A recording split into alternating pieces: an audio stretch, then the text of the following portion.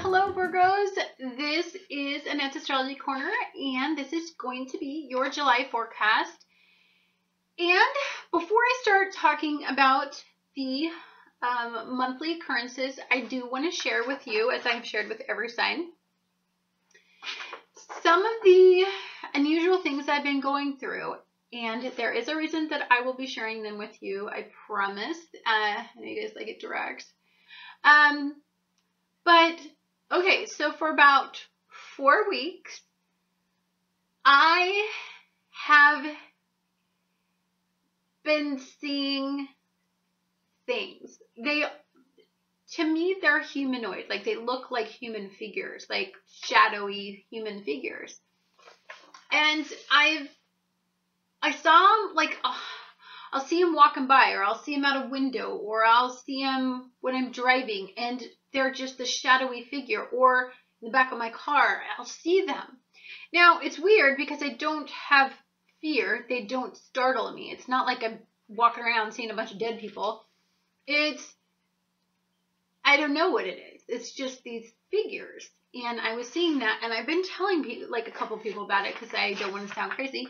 And now I'm going to tell the whole world. But it's just this, I don't know how to describe it. They're just these shadowy figures, and they're looking at me. They're observing me. That's kind of the way I feel. I feel like it's an observation. Not saying that it's aliens, guys, or that it's ghosts. I'm just saying, I don't know what it is, but it's there, and it's happening to me, and it happened to me more than once. It happened to me on numerous occasions, and so I validated it, because if it's happening to you at all stages of consciousness as well as unconsciousness, meaning if I'm waking up, I'm not seeing a dead person over me, you know, I'm fully awake, you know, and these are happening to me.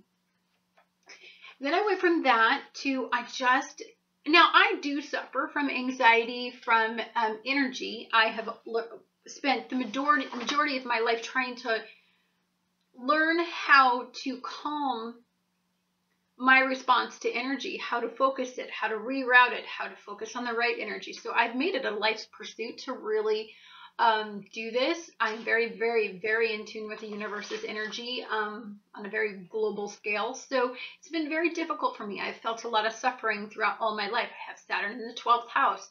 And so I felt it deeply.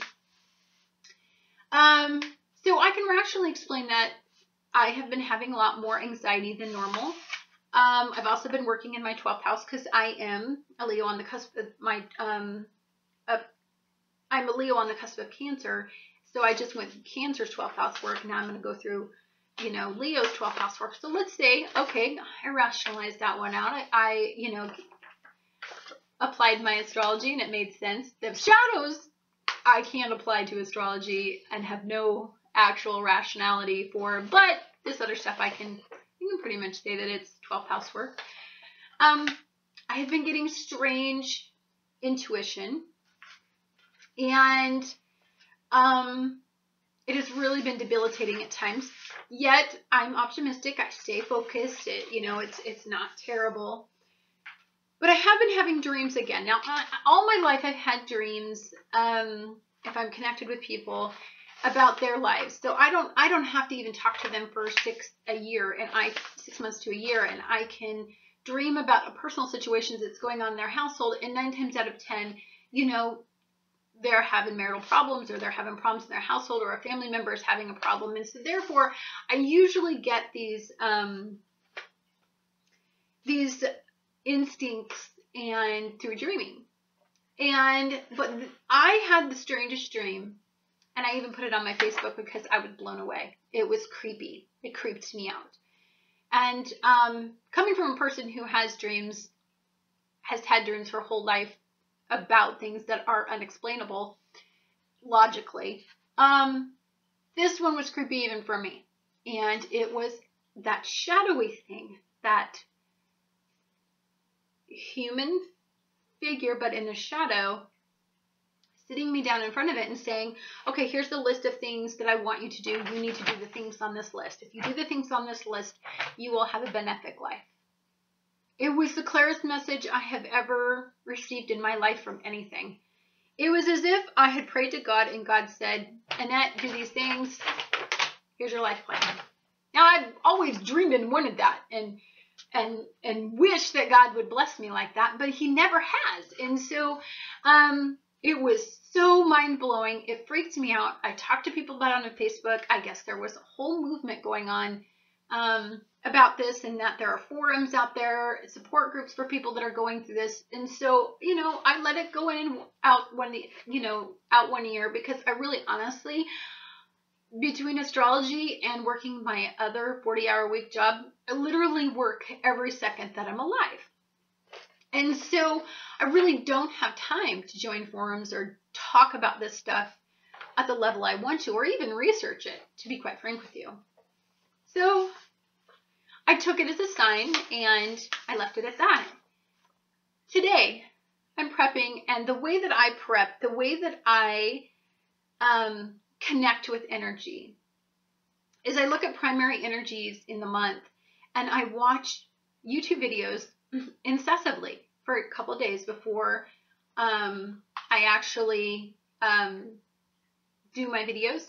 And I usually watch them when I'm getting ready. That way I start to feel like, if I'm researching out Mars and Cancer, which I did, I was starting to feel Mars and Cancer.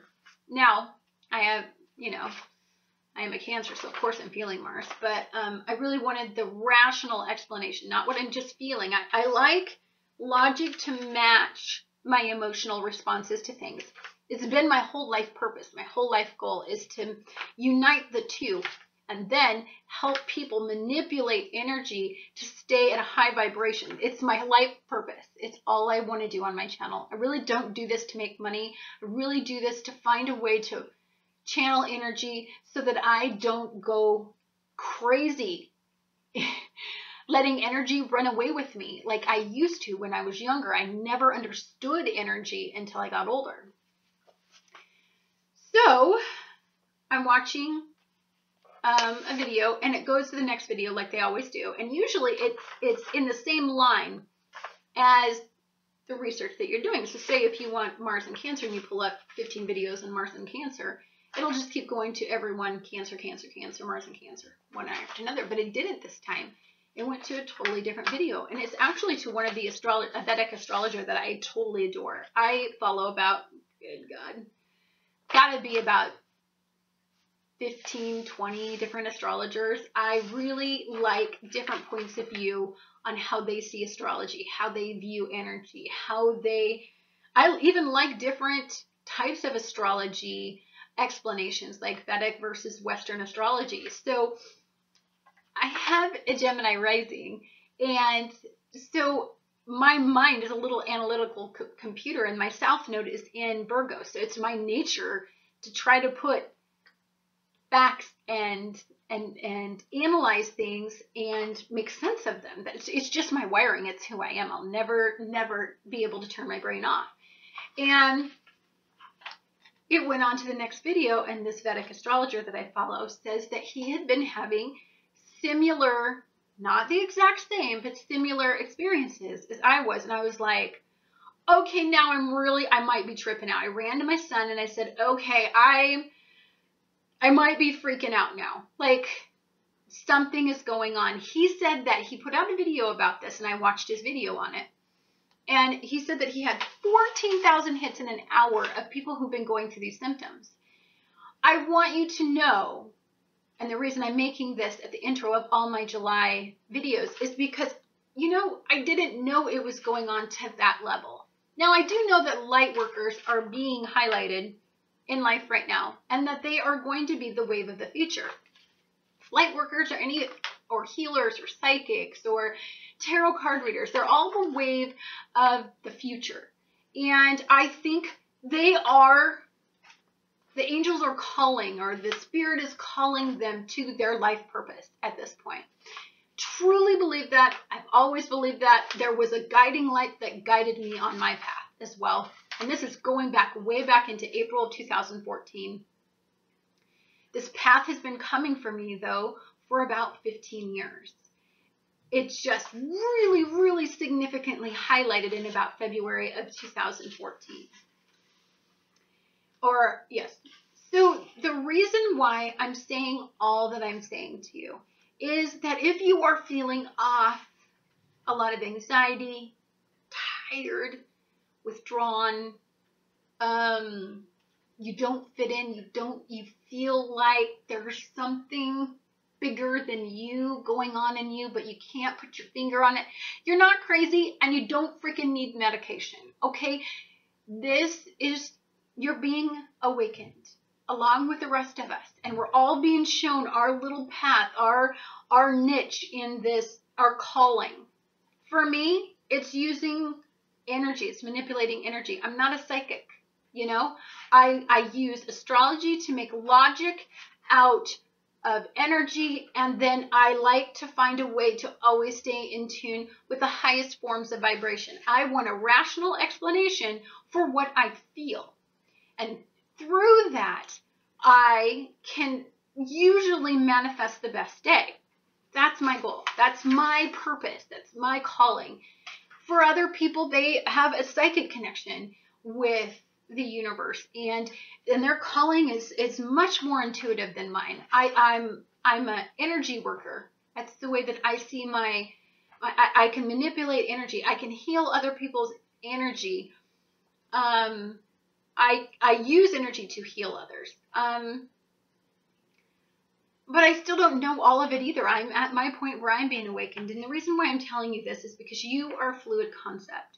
Now, you're a mutable sign, and that's fantastic. Because if it's anybody that can go with this flow, this awakening, with this mutable energy, with this energy that's asking you to transform, you can. So I love that this is happening to a Virgo, because then maybe you're going to be like this little Virgo-based energy right here and just say, okay, I want to make logic. And people need people who are more spiritual and just work on pure faith, and to guide those people that do that. And then there are people who need rational, logical explanations and more of a tangible explanation, and to put it into some sort of conversation that people can actually compute, that are more rational thinkers. And I think that that's why I was born with all the wiring that I was, is because basically I look at energy like a computer would look at it. And I put data in and I spit data out, and that's what I do, and that's my calling, and that's my purpose. For you, it could be different. But just know that if you are feeling any of these things, you are being chosen, and there's a reason, and don't fight it. Sleep. If energy wants you to sleep, sleep. If it wants you to meditate, meditate. If it wants you to meditate for an hour, meditate for an hour. It's trying to talk to you. Do I know what it is? No. Have I researched it? Heck no. I'm so afraid to open up Pandora's box right now. No, I'm not ready. I'm not ready to face what it is, because, you know, I just would have to face reality. I'm not quite there yet. I'm opening my mind to all of this. It doesn't mean that that I have the door wide open yet. Having said that, let's talk about this month, because that's what you tuned in for. So on the 1st, we have a full moon in Capricorn. Now, this is a fellow sign for you. You like Capricorn energy. Capricorn energy just makes sense to you. For you, you want to make realistic goals. You want to think things through and be practical. You critically analyze you and your life so that you can get you to the next level. And this is your life purpose. This is your goal. You need to be able, as a Virgo, it is your job to be observant enough to pick up that person needs food, that person needs nourishment, that person needs a doctor, that person needs somebody to help them through something in their mental well-being. All of those, that's your purpose. That's a Virgo deal. That is your exclusive superpower, and it's beautiful. And so you work well with this full moon energy. This is all about critically analyzing steps that you need And in this particular full moon, it's going to be in your, how you experience pleasure. A lot of times, Virgos, you, much like the Capricorn energy, are workaholics. I know I have a South Node in Virgo, and I work every minute I'm alive. I do not play. Ever. Barely ever. That is very typical of a Virgo-based energy. They work hard, they persevere, they're dependable, they're driven, which is what Capricorn is as well. So this you're going to feel at one with this moon. However, what a full moon does, and it's very important what it does, its task is, in our lives, is to shine a light in the dark, in the darkest realm of who you are, in the emotional depth of who you are. So if you have a corner of a room that when you turn a light on still stays in shadow, when the full moon comes out, it actually shadows that little area, and it actually shows a light in that little area, even where it normally doesn't get light. And so that can be a reality check for a lot of people. And that is why during a full moon, it highlights the shadow sector of ourselves, and it really pulls out what we need to see, you know, the darkest realms of what we see. You know, it's really, really easy to go through life in a sunshiny world. Okay? When the sun's out, everybody feels better. But when the sun goes away and darkness falls, that's when we are pretty authentic. That's when we truly are who we are. And so this is just shedding a light in that particular area. So for you, it could be a romantic partner that you just suddenly see in a new light. It could mean a creative process that you thought that you were going to go down that you could see in a new light. It could mean that your authentic life purpose that you thought that you were going toward, you could find out that maybe that's not the right purpose for you. The solid footing that you thought that you were on, maybe not so much. So I really want you to understand that this moon isn't about making, even though this is a afflicted moon, and I'm not going to lie. So for me today, if you feel overwhelmed with what is being shown to you, I really, really, in fact, this whole month, guys, especially with what I'm telling you about the ascension process, I really want everybody to connect with the energies that they are, like who they authentically are. So for you, go out and connect with the earth. You know, I don't care if you just put your bare feet on the lawn. If you dig and plant something, like if you do something, it is during that quiet time that you're going to be given the messages that you need. Maybe not on the level that I did, but definitely on the level that is definitely an awakening for you. It's definitely showing you that shadowy corner. And the reason I say that is because the sun and Mars are both in Cancer. Now, Mars in Cancer is debilitated. It doesn't like being here. Mars is being forced to sit in the kitchen when it wants to be storming the hills. So it's pissy. It's not feeling great. So it may make you more emotional than normal. If you see something that you don't like, it may make you have an emotional-based reaction to it. Now, for you, you're mutable, so you tend to go with the flow, but you won't quite be able to because you want a solid footing. So it's going to be an unstable energy for you. It's definitely going to invoke an emotional response to things, and that's not something that Virgos admire, is an out of control emotional response to something. That's not who you are. Like you approach things logically. And I want you to understand at the same time that these energies are opposing Pluto, so that's the deepest dark corner, guys. It's highlighting a really, it's your reality check to what's ever going on in your life and in how you seek pleasure, or if you have habits that do not benefit you in some way. It's really highlighting that part. If you seek pleasure and you're doing something detrimental, it's going to highlight that's not just a habit now, it's an addiction. Like, it's going to be highlighting where you're the weakest. And so that reality check is pretty drastic. At the same time, those two energies are also going to be trining Uranus. So expect the unexpected. I think in the end, whatever it highlights, whatever this moon shows you, whatever reality check you get, this afflicted moon is going to be benefic. This is a futuristic moon. This is a moon that wants you to set forth a life that you want to have, but that your fear sometimes doesn't allow you to have, doesn't allow you to make those decisions. You're incredibly mutable, so you actually accept a lot of stuff that you probably shouldn't. And so this moon may highlight that and make you make those choices. On the 8th, we have a wonderful day. We have the Sun, Mars, and Mercury all trining Neptune. So again, for you, you're thinking about your life purpose. You're thinking about what it takes to get there. You're thinking about the networking that you have to do, and you're thinking about the social media that you want to explore, and you're thinking about that next level in life. And a Virgo always is. A Virgo is never truly happy unless they're goal oriented and they're setting those goals and they're aspiring to those goals.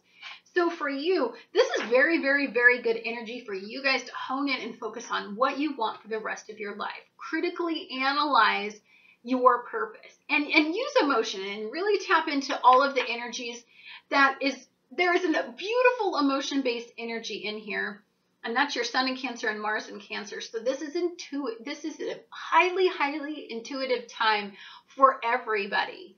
Everybody can tune in to all energy. You don't have to be in that sign to be able to connect with energy. You can tune into that energy. So if you need something, a guide that tells you which way to go, say you're on a road that you can either go straight, right, or left, you need some guide. You need a map. You need your GPS. You need your phone. You need somebody to say which way is it, or a sign to go which way. You have that sign if you tune into it, and that is all of this gorgeous Cancer energy.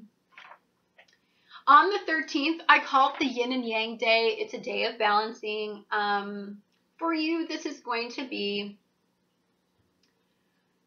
I think you're going to be torn between wanting to make logic out of things that aren't logical. And I'm preaching to the choir, baby, because I'm telling you right now, I want to make logic out of why I'm seeing things. I want to make logic out of ascension.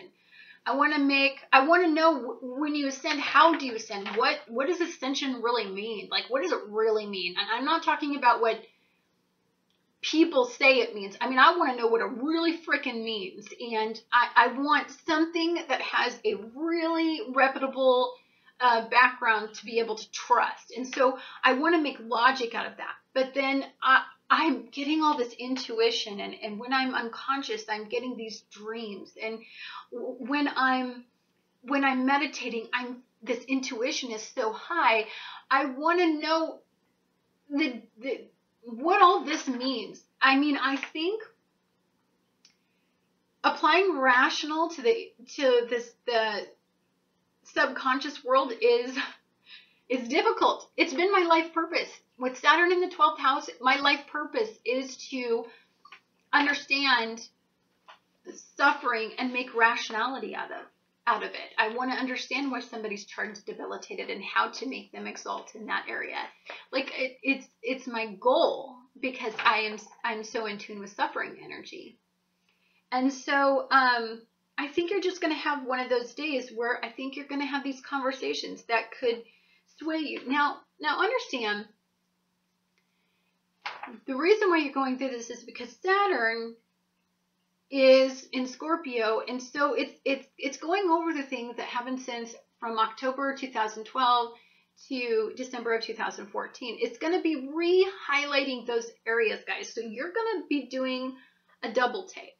And we're going to see how far you've come. If you've just stuck your head in the sand and been mutable with the next situation that came along, guess what? You get a reality check. And the reality check is you're probably going to tune into the more negative side of this energy. However, if you've been doing well and Saturn's in here squaring Jupiter, then it will expand that, it'll expand your life in a way that could create opportunity. It could create people coming into your life that are just incredibly in tune with where your life should be going. So it can be very benefic. It can be also very malefic. So I just want you to really, really understand. It's kind of one of those days, especially since you're working a lot in the houses that you are. Now, on the 15th, we have a new moon in Cancer. And for you, this is going to be about, your hopes, your dreams, your wishes, the big stuff. This new moon is a different new moon. We've been having several afflicted new moons, and I always just want to talk about planting seeds and benefic stuff happening into your life, but these new moons have been afflicted, and I think the way that they're being afflicted is because it's making us think about the have-nots. I mean, if we just have, then we're never going to strive for the have-nots. And so I think why we've been having so many new moons afflicted is because we want the have-nots at this point. We're done not having. We're starving. We're like the Ethiopians sitting at the table, and we can do the medically prescribed diet of eating a couple, introducing food into our lives in small rations of water. Or we're like the Ethiopian that's sitting at the other table that's got like every kind of food you could ever imagine, but their body will reject it, and they'll go through severe problems they could make themselves sick or even die from trying to process foods that they've never tried to process before, that their body is in such a state of malnourishment. So this is the kind of energies we're talking about here. It's the realistic, I want my hopes, my dreams, my wishes, I want the have-nots, but what am I doing to make that happen in my life? Like, I want them just to come to me, but now I know that it can't just come to me. There's got to be a change from within me. There's got to be something that I do different to make these things happen. And you're going to be feeling that. The sun and the moon is going to be conjunct, and Mars and Mercury are going to be conjunct, and both of these guys are opposing Uranus. So guys, we're talking about, it's almost like a grenade goes off and then exposes, a diamond mine that you didn't know was there. Kind of like that energy. It's like, bam, and then, wow, I didn't see that coming, but that's not half bad. Like that kind of energy. And then on July 22nd, we have a cardinal cross. Now, many of the people, this won't affect you as much, but many of the people, unless you have like a rising sign or a moon sign or a major planet or a planetary influence in a cardinal sign, but for many of you, this won't affect, but many of the people around you may be affected by this energy, because a cardinal cross is just all this energy in cardinal signs. So this is all action-oriented energy. These are the, these houses are the houses that you want to move forward in. These are like, your first, your fourth, your seventh, and your 10th. I mean, these are all being activated, but yet they can't take action because they're all in opposition. They're all pulling at opposites. They're not working together. And so you could experience just a tough day of like, wow, nobody's working together. What am I going to do with this day? I'm going to have to be the ultimate peacekeeper, and you're probably going to, because you're really good at that. On the 23rd, the sun and your ruler move into Leo. This is much better energy. When Mercury was in Cancer, I think it just, it created so many problems for so many people, because, you're trying to apply an analytical planet and its energy to a completely emotional based energy, and trying to make, and I do this for my life, is this, where I try to take and make my Cancer sun, I try to make sense out of it, why it emotionally reacts to the things it does. It's very draining. I'm telling you right now, some days I'm so drained, I don't even try. I just like, okay, fine, I had an emotional response, bite me. And it can be very frustrating for me. Trust me. But now it's going into Leo, so the energy is shifting, and now this is fire and air working together. This is forward movement. This is the sun moves into Leo. This is all forward energy. This is This is fire and air working together. You guys work fantabulous together. And so you're feeling kind of, I don't know, back in the game. I love the trines in this day. Can I just tell you that the sun and Mercury and Mars are all trining Saturn? So this is a regenerative area for you. This is transformation. This is not, you know, highlighting the dark realms. This is Saturn being benefic in some way in your life. And this is in the big stuff. This is in how you passionately move forward. This is in, you know, how you communicate effectively to get you to that next level in life. This is a sense of a greater comfort with your identity and your life purpose and where you're going with it and the forward movement in your life. It's a beautiful, beautiful day, the 23rd. Then on the 25th, Venus goes into retrograde in Virgo. So let's talk about that. Okay, so Venus is this benefic planet that just wants to make us feel amazing at all times. It's so lovey. It just wants us to partner and fall in love and have all the pleasurable experiences. But when Venus is in Virgo, it's actually debilitated. The reason for that is because yours and mine, Virgo energy likes, we have a criteria for our partners, for our life purpose, for everything we do. There's a point. You know, we don't just walk around aimlessly like a Gemini and just, you know, go with the flow. Like, we do things with a precise purpose in mind. In this particular energy, though, with Venus being debilitated, it kind of takes the fire out of Venus. It makes Venus think before it gets that pleasurable experience, or it goes off on that creative endeavor, or it falls in love with that person, or it experiences any kind of pleasure. Like, it looks at it and it actually says, oh yeah, if you pay $1,000 for that experience, guess what? You know, you had your life budgeted, you had this goal in mind, and now you're taking $1,000 to go on that trip to Hawaii. Like, does that make rational sense for you? And Venus is going to be like, yeah, because it's Venus. But this Virgo energy is going to push on the brakes on Venus as much as possible to try to get it to critically analyze, hey, is that a realistic goal? Is that practical? You know, is it a dependable way to think about things? You know, I mean, come on, if you want to be dependable to the people in your house, or dependable to the people that you owe bills to, or dependable to your job, and if you're going to just run off because you want that pleasurable experience, you don't get to have that. And so that's what it's like. I kind of just, it's like, it's not a great energy, but Virgo energy, I don't think that this is going to be entirely hard for you. I like that when Venus goes into retrograde on the 25th, I like that you can look at, not that you don't critically analyze, it's not out of everybody you're with, but it's just a little reinforcement. It's a way of fine-tuning it. It's a way of being practical about everything, but it's fine-tuning. It's not your normal self. It's looking at that other person and looking at that person as for their faults and loving them for their faults as well as their strengths. And then can you integrate that in your life? Then on the 31st, we have a full moon in Aquarius. Guys, this is beautiful.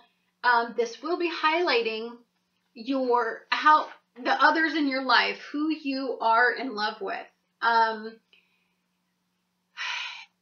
There's going to be all of this work in looking at your partners during the 31st and this full moon. And again, it's going to be highlighting some of the areas where, you know, there is practically that dark little area that you guys have to work through, fine tune, tweak, figure out if that's like a really tangible outcome for that relationship. You're also going to have some beautiful trines in this day. And, you know, Jupiter and Mercury are going to trine Uranus. So I expect a really awesome outcome to come from this. I expect some sort of transformation to come from this enlightening experience on this full moon. This isn't an afflicted full moon. This is a full moon that you get to feel an accumulative effect that gets you to the next level. It doesn't take something from you to get you to there. It actually gives you an idea of what you truly want. It's very beautiful and very benefic. And I just want to reiterate, guys, because I'm done with July, that on the 31st, Venus is going to go from being in retrograde in Virgo, it's going to go back into Leo. So I prefer it being in Leo because I think Leos can handle this kind of critical thinking. Not that you guys can't, but that it's going to be more based on not like the love of your life. It's going to be on romance. It's going to be on like fine-tuning how you romantically connect to people, fine-tuning how you go after pleasure, how you seek it. I mean, are you just sitting in your job every day working your tail end off for somebody else? And then, you know, the home life is going wayside, or your romantic life is going wayside, or you know what, you don't ever take a pleasurable experience and go on a vacation because you know what, you put a budget out for the next 5 years and guess what, you know, it doesn't fit. You know, it's time to fine tune that thinking and think, okay, life is about yin and yang. It's about balance. It's about, yes, work hard, but okay, guys, play too. You don't have to play as hard, but you definitely need to play. So this is going to be one of those incredibly beautiful months. I don't see, yeah, sure, there's some tough energy in here. I mean, there's some, you know, anytime you have Mars in Cancer for the first part, when Mars is in Cancer, you've got this masculine energy combined with this, you know, with the feminine energy. So you've got the moon and the sun, and you've got like male and female energy in here. I do think that can get tough for you to know how to respond to something. You want to think things through, but this energy is going to be like, I want to have this big emotional based reaction, but you have this masculine energy in Mars saying, yes, I want this emotional based reaction, but I want to move forward. How do I, you know, move forward with Mars gusto in an emotional reaction? I think there's going to be some turmoil there, but for the most part, this is going to be a great month. It's beautiful to me. It's a lot better than June was, and definitely better than May was. So I hope you enjoyed this reading, and I look forward to talking to you guys again next month.